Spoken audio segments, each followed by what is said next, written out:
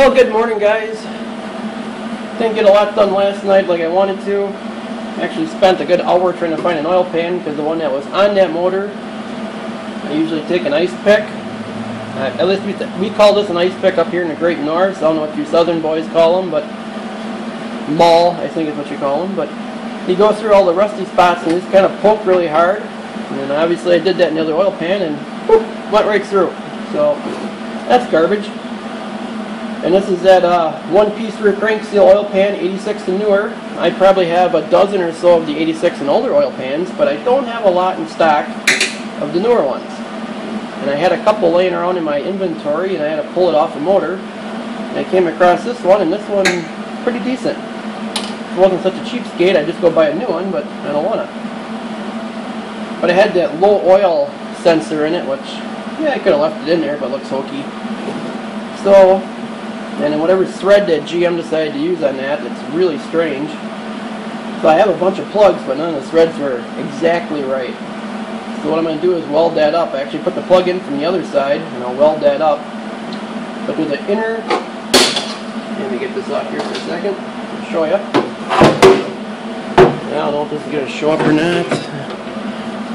Oh, can you see it? There's an inner structure here, and that's just spot welded to the outer side of the oil pan.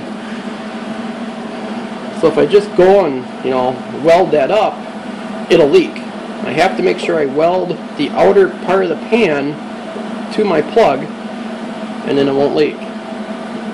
Because when they weld it on, you can kind of see there's 3 spot rivets. That's just spot riveted on, so it'll leak oil all over the place if I just, put the nut on like that. So I'm going to weld that up quick.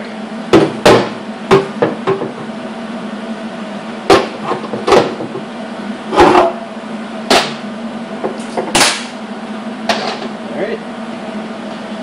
We put their safety glasses on. Tell small children to look away. And here we go.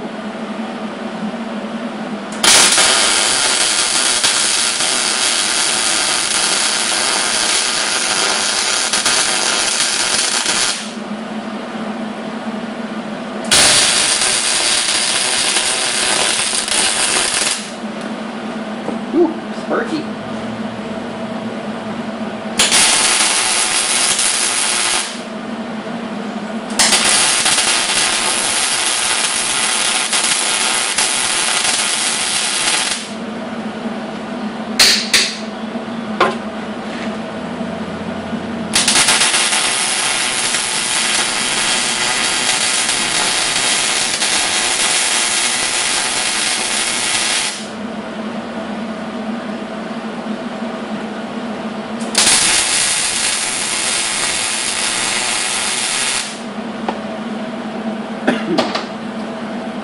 And that should work. I probably should have taken a torch first and, heated it up really good to get all that oil and gunk out, then it would have been so splattery, but didn't think of that. Well, that should do it. So we'll clean that up a little bit and then throw it in the dishwasher and get it clean and stick it on.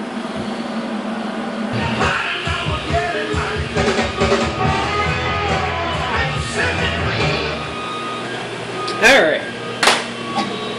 So, I got this clean. Turned out pretty good, actually. A little bit of rust here and there, but nothing too worried about. The brown, yeah, it's rusty, but we're not making a show cart. Next up is to make it flat. And these sheet metal timing chain covers are pretty easily bent. So I gotta get a hunk of steel and just lightly tap all the dents out.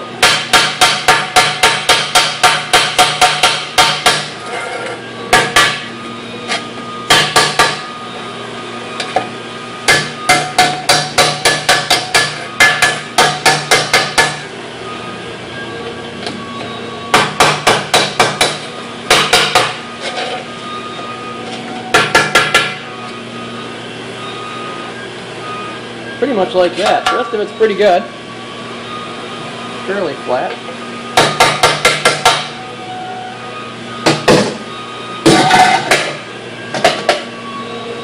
That'll work. Oil pan's in the dishwasher. That's what that noise is in the background. I'll put a little rust prep on here just to keep it from bleeding through, but it's the best one I had laying around, so that'll work. So I have to turn my radio back on. It's quiet. I don't like quiet.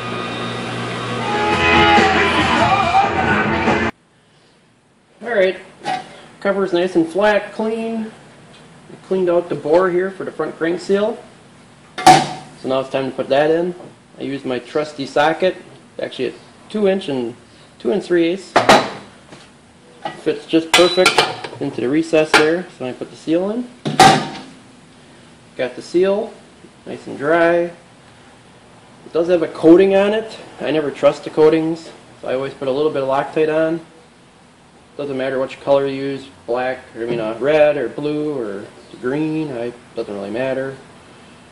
You don't need a lot, just a little.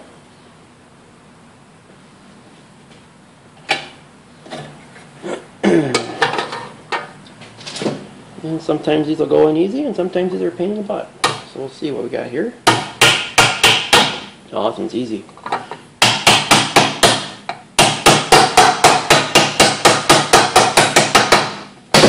So make sure it's seated all the way down that lip, which it did. And that's that. Front seal's in. So next up, we'll clean the front of the block and we'll get it glued on. Got my gasket ready, got some bolts cleaned up for it. So that's next.